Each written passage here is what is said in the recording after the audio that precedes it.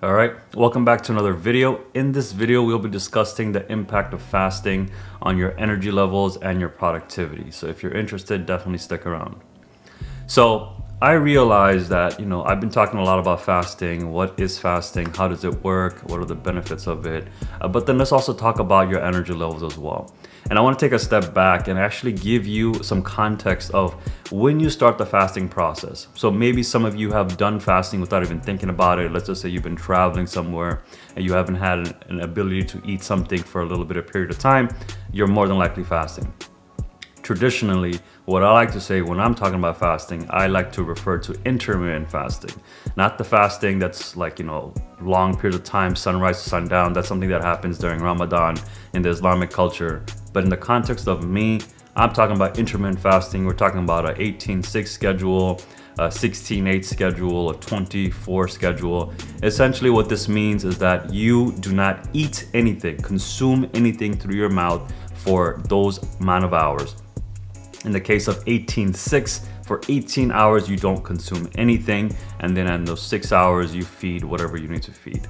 In my situation, I get to eat whatever I want. But in your situation, if you do have a little bit of extra baggage around you, then you want to consider only eating things that would promote ketosis. We want to be burning fat all day long.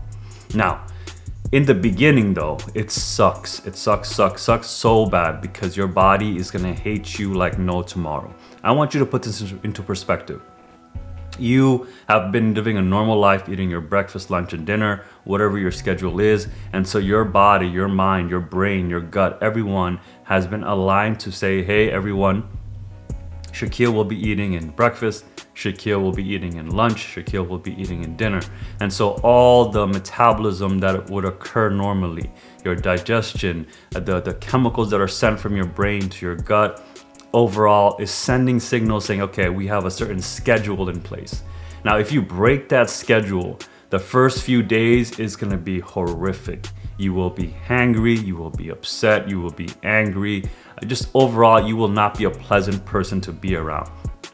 Because your body, one thing it knows how to do is to preserve itself. And if you're not gonna give it the food when you've been giving it food traditionally, your body will really hate you. Now, understand that it's completely normal. Completely normal that you're gonna experience that, because what's actually happening is not only is it sending you signals to eat something, your body's also like, hey, we gotta figure out another alternative because it seems like this guy is not gonna be giving us food anytime soon. At that point, that's the beauty. At that point, there's a conversion, there's a switch that occurs, because normally, traditionally, since we consume so much ultra processed foods that has so much carbs and sugars in it, we are always using sugars as our primary fuel source, just like how our cars use gasoline as a primary fuel source. I have a Prius. It not only uses gasoline, but it also uses a battery as a secondary fuel source. And then of course you have electric cars that are pure electricity as its fuel source. In your body, it's sugars that is primarily used as the energy source, the fuel type.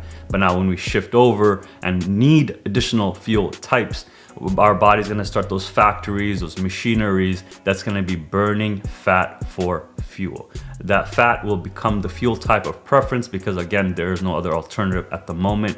You've deprived yourself, your body's creating new sugars through gluconeogenesis in the liver. But again, it's futile because you need a lot more energy, a lot more fuel to give you that energy to go through the day. Now, when you do convert it over to the fat burning mechanisms, that's the best. That's such a holy grail, because what's gonna happen is you're gonna start melting away the fat within you.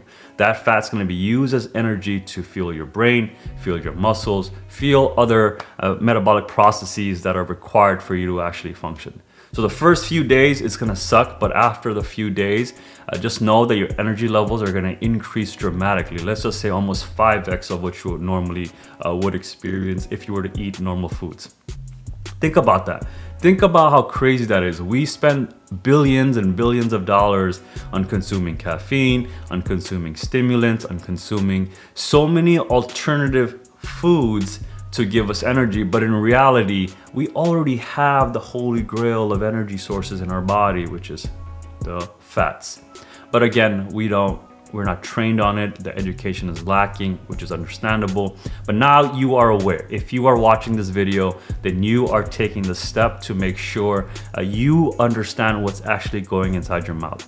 If you do want increased energy levels, if you do want increased productivity, then you know what you have to do, right? You have to incorporate fasting as a tool or a technology within your life. If not, then you're gonna suffer the price as many as people are experiencing with metabolic disorders. And I don't want that for any one of you.